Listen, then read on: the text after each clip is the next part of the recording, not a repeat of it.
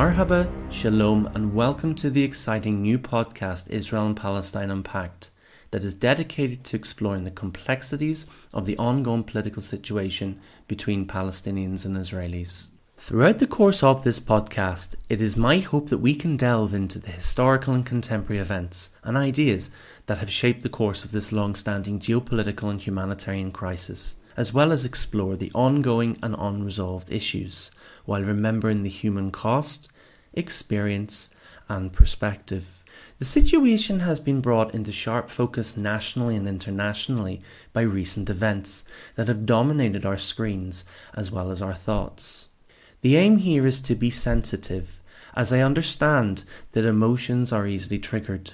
It is important to note that the topic will be approached from an academic position to unpack and understand the issues, and that all views expressed will be and are the views of the interviewees alone. Before we go into today's episode, it's important for me to give special thanks to Mike, a professional audio producer from Media Mihael, for composing the intro and outro music for this podcast, to Colin Mahalinden for help with editing and his professional wisdom, to Ricky at Login Studio for designing the logo, and finally to friends and family for their feedback. In today's episode, I'll be talking to a Palestinian Christian living in Bethlehem who spoke about some of the challenges he and his family have faced, and to an Israeli living in Jerusalem who spoke about justice and the role of NGOs in society. I do hope that you find the first episode of Israel and Palestine Unpacked informative, and if you would like to receive more content, you are welcome to subscribe and join us as we journey to gain insightful perspectives and knowledge together. Our first interview is with Saleem, founder of and tour guide with the Virtual Pilgrim, who lives in Beit Sahour, a Christian village within the Bethlehem Municipal area. I began by asking him about his experiences growing up in the West Bank and about some of the challenges that he and his family have faced. So growing up here, it was interesting for me because as I said, when I moved from my hometown here to Bethlehem, it was right before the second Intifada, which is like around the year 2000. And Bethlehem was struck very hard. I mean, in 2002, the besiege of the Nativity Church and the military invasion of Bethlehem. A lot of people were killed. Like it was a devastating moment, and that was my teenage life. So it was a time that was a big had a lot of influence, big influence on myself and my identity. I was right at that stage growing. I was trying to find my faith, strengthening my Christian identity, but yet then the war happened, the invasion happened into the West Bank, and that it was a big struggle for me, to understand, even the biblical principles as a Christian, where it meant to love an enemy or these kind of stuff. And so it did had a lot of big impacts. Later on, kept on growing up here, where you could see the influence of the occupation in the area, but as well, the importance of being part of Bethlehem, with its importance because of the Nativity Church and the biblical areas. It was really good, I would say. It's a place where, as a minority Christian, I don't really like to use that word as much as minority because we're part of the society, but the number of Christians within the Palestinian community, I mean, the majority of them are in Bethlehem. So you would find a good environment to, share your faith with your own community and strengthen it. Okay. So those are the good things, I would say. So what are some of the challenges? For example, you have a family, you have daughters. Yes. What are some of the challenges that they face? Do they notice the conflict around them, even if it's subtle or subjectively, even if they don't understand it fully? Yeah, of course. The situation, the current situation, like especially like here, like in Bethlehem, we don't see the military day by day. We're not influenced by the military on regular occasions, but in the same time, if you just leave Bethlehem area, the city of Bethlehem, you want to go to another city, there are multiple checkpoints. You're completely surrounded by settlers, Israeli illegal settlers. There you can't go to Jerusalem, which is literally 10 minutes away. So if you want to go there for worship or for anything else, you cannot. There are these issues, of course, listing the names of the fact of the economical situation. It's completely controlled by Israel.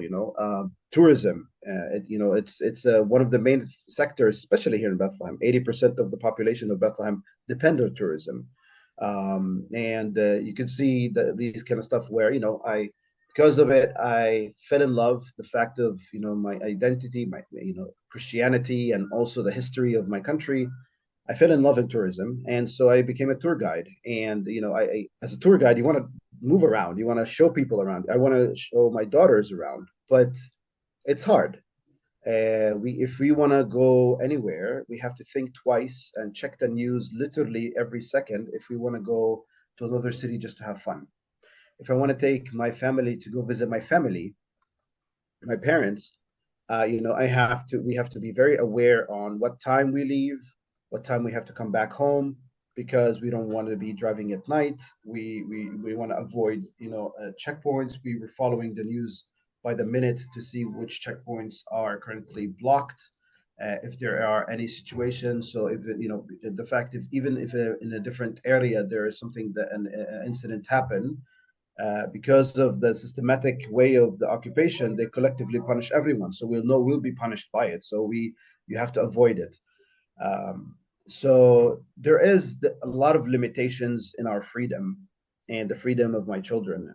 My girls are growing in a lifestyle they're forced to be exposed to things. I would say it shouldn't be for a child. The child should be exposed for their freedom of enjoying life and playing. And yes, they are. We're trying to provide it for them, but there are moments that are challenging.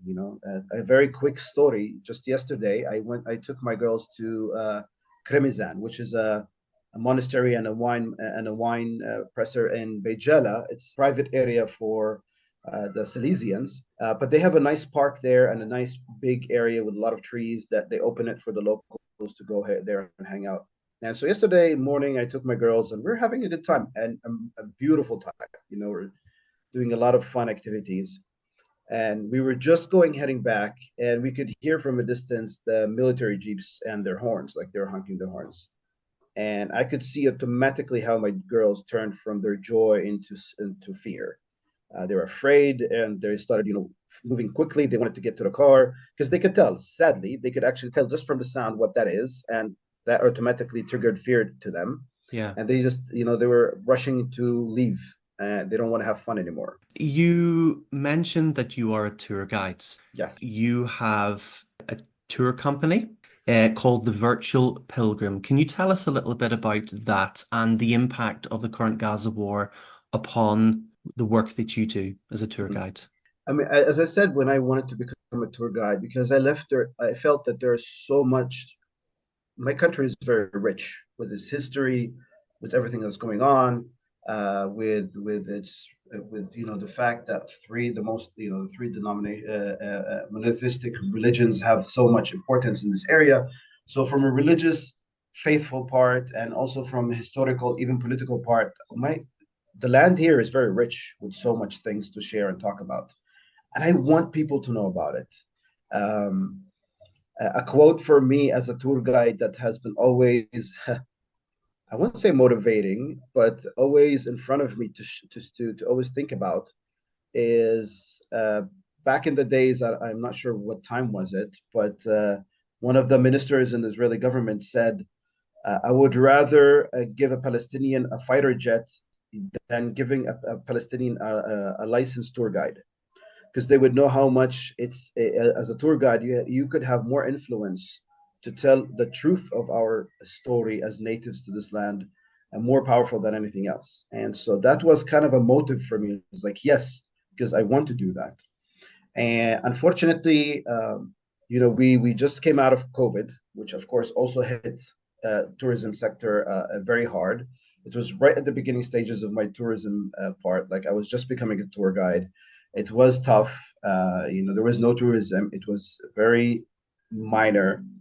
And just right after COVID, for almost a year, it started to pick up. I was enjoying it. I was starting to build my name, starting to build my place as a freelancer, because you need to work a little bit hard so you could, people recognize you, or organizations and companies recognize you, so you could become a guide, like an official guide with companies and stuff. Now the war happened 6 months ago, and because of the war, now tourism is shut down again, and it's hard. I completely left all my other jobs, focused completely on tourism as a tour guide, because I definitely fully fell in love with the work. Unfortunately, because of that, so there was no income, and and that was a struggle as a father, as a man, to provide to my family, and as well to keep going. So a friend of mine and I in church, we were kind of chatting together, and because I have some experience in filming as well. He is a filmmaker, and we said, hey, why not convert this tourism into a virtual style? At least for something. Maybe that will help us to make a little bit of income in the time being. Despite of the challenges of moving around, we are trying our best.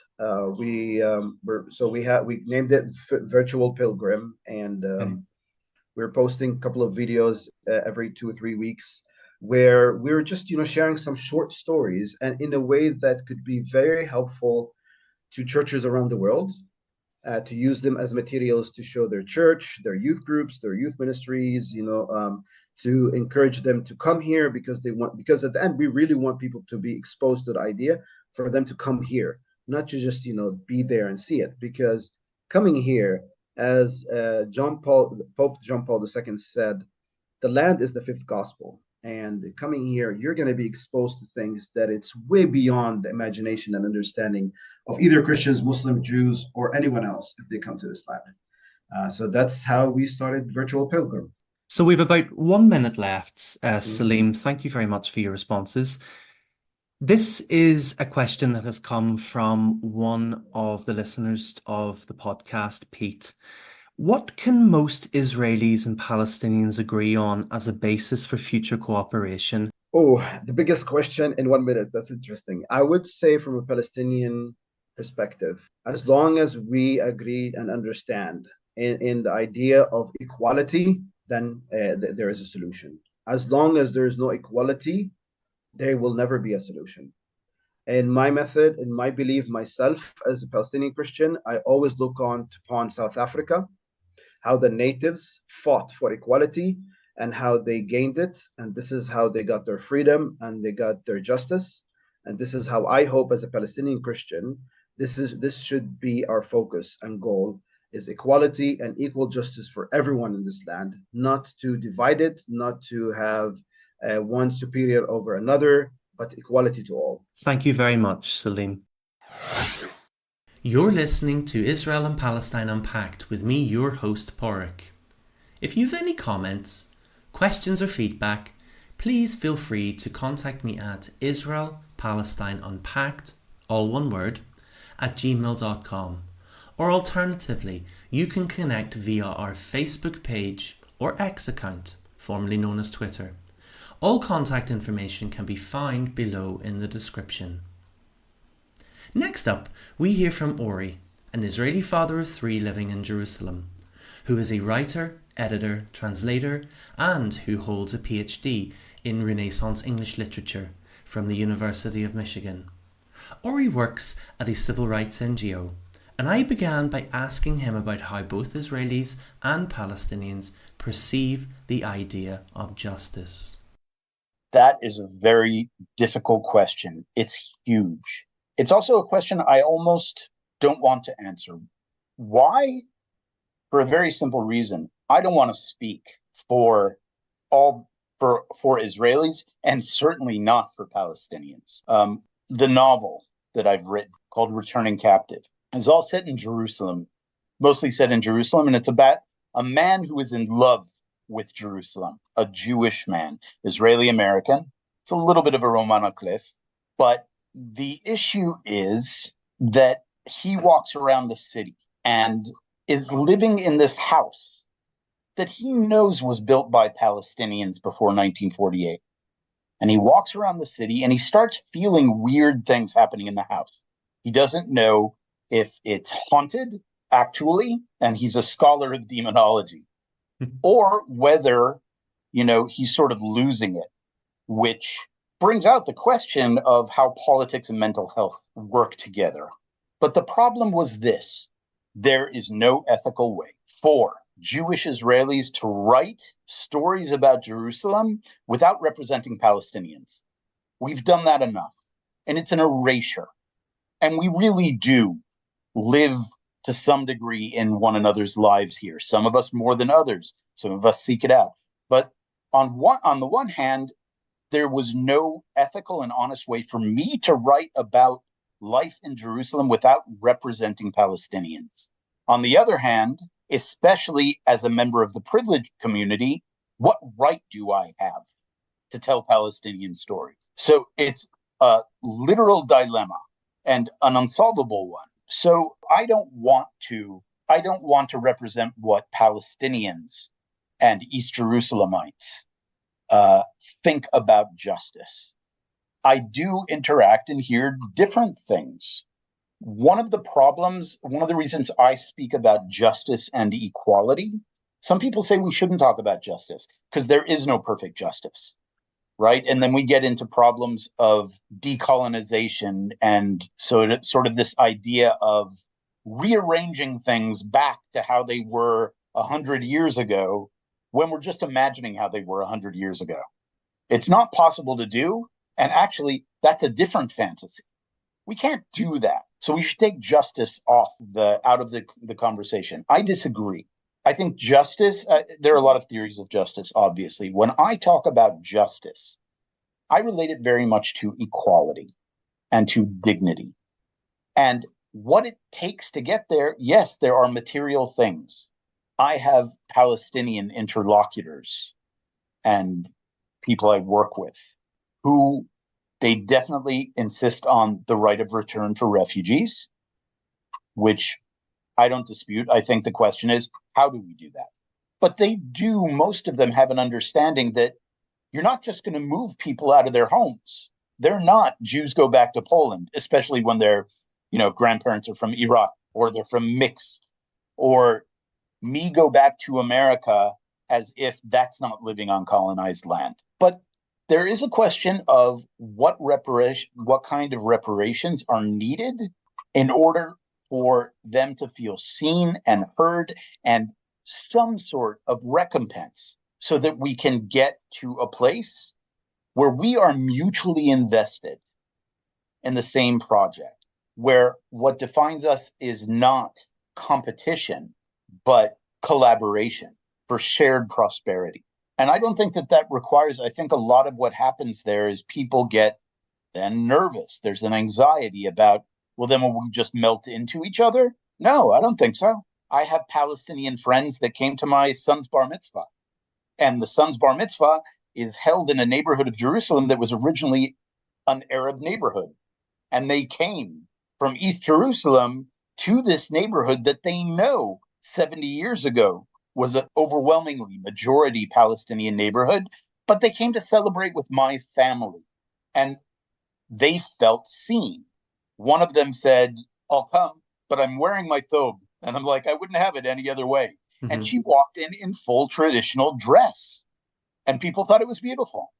The problem with that is it can seem like, well, that makes everything okay. That doesn't.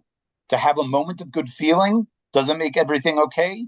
And one of the problems, again, in my novel I deal with is, no, it's not enough to just feel bad about it.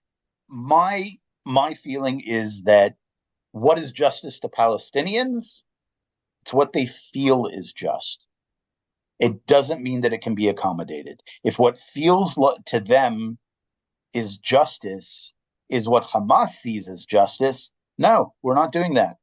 We couldn't even do it if we wanted to. We're just going to pick up 7 million people and send them elsewhere, the vast majority of whom were born here, and a plurality of whom descend from people who were here pre-statehood, at least, in one line of descent.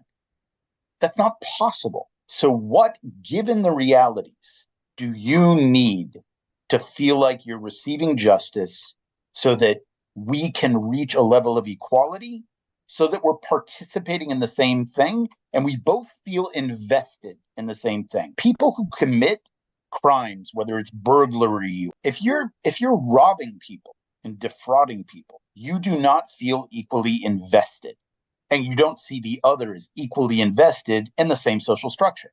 When you both are invested in the social structure, then you engage one another as partners. That's a picture of justice. How we get there is obviously a huge question, but I don't think that talking about things in abstractions of just a national conflict is going to get us anywhere.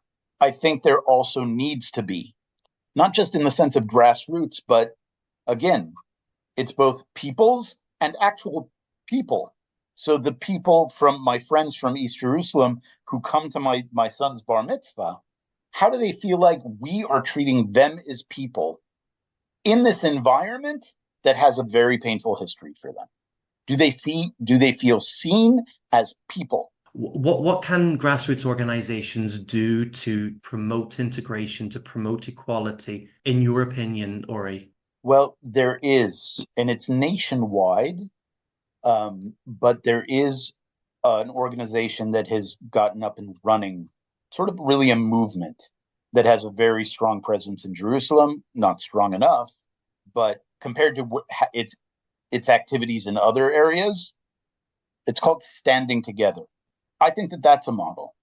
It's not equally Jewish and Arab in terms of who shows up for a lot of reasons, but it is run by Jews and Arabs together, and it takes on local issues.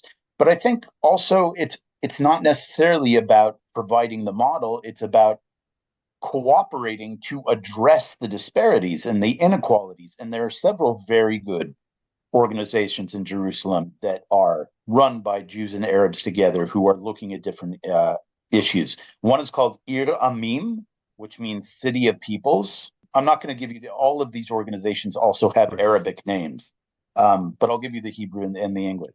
There's one called Bimkom, which Ir Amim is really about civil rights, issues of violence throughout the city. But there's one called Bimkom that is specifically, which means in place, that is run by urban developers and architects, both Israelis and Palestinians. And it's all about looking at development in the city and the politics of development and the political geography and those structures. For instance, I can't even tell you how many new Jewish neighborhoods have been founded in Jerusalem since 1967. I don't have a number. How many new Palestinian Arab neighborhoods have been developed in Jerusalem since 1967? It's a very easy number. Zero. 35% of the city has not been able to develop a single new community. Like, even just think about it, the smallest thing, a subdivision. They have trouble getting permits to build houses on land that they own outright privately. So Iramim, Bimkom, there's a great organization called Emek Shaveh that works on archaeology and how archaeology in the city, which is obviously a huge phenomenon, how that is politicized. So they are very active with that.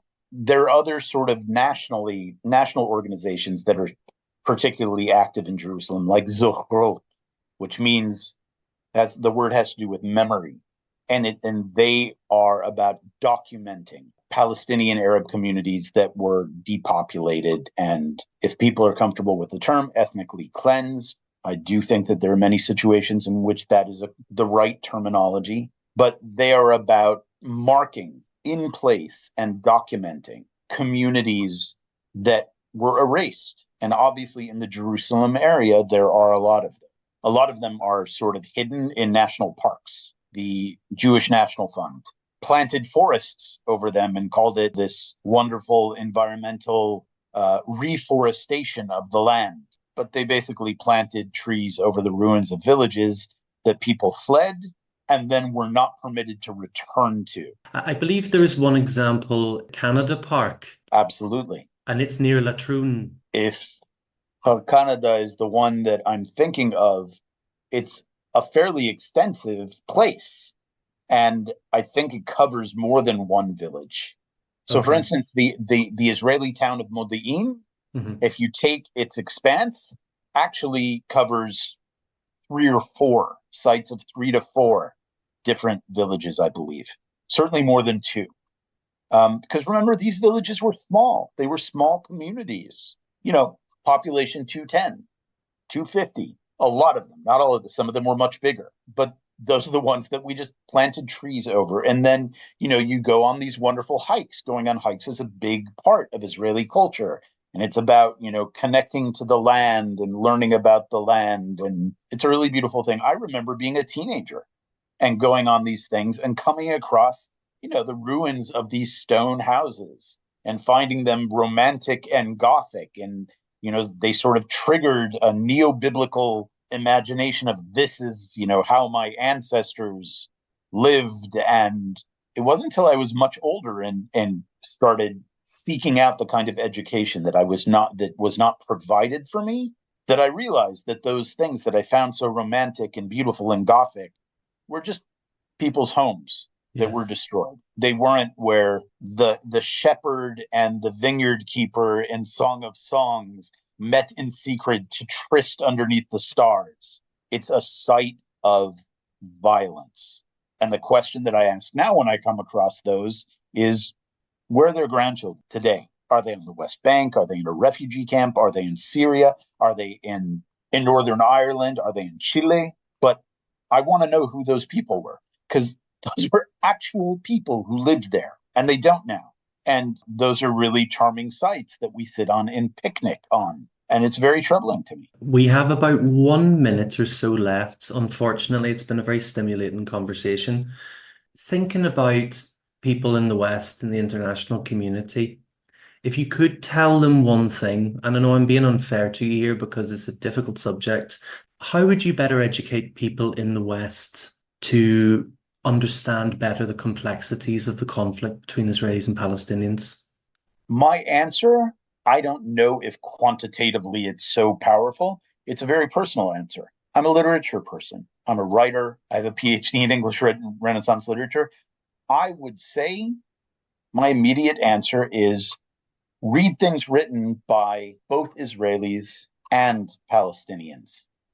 Read the poetry, read the novels, read the memoirs, read collections of oral histories, and don't read either one coming to them with, let's figure out what is propaganda, what is false, where is the untruth. Hear the voice as a true voice of an experience. And I think our greatest poets on both sides do this. I mean, Mahmoud Darwish, who is probably the greatest Palestinian poet, he once wrote, because Hebrew too is a language of love. And he has a poem set here in Jerusalem where it ends with an encounter with a female soldier or police officer who is armed. And she says to him, to the speaker of the poem, "I thought I killed you."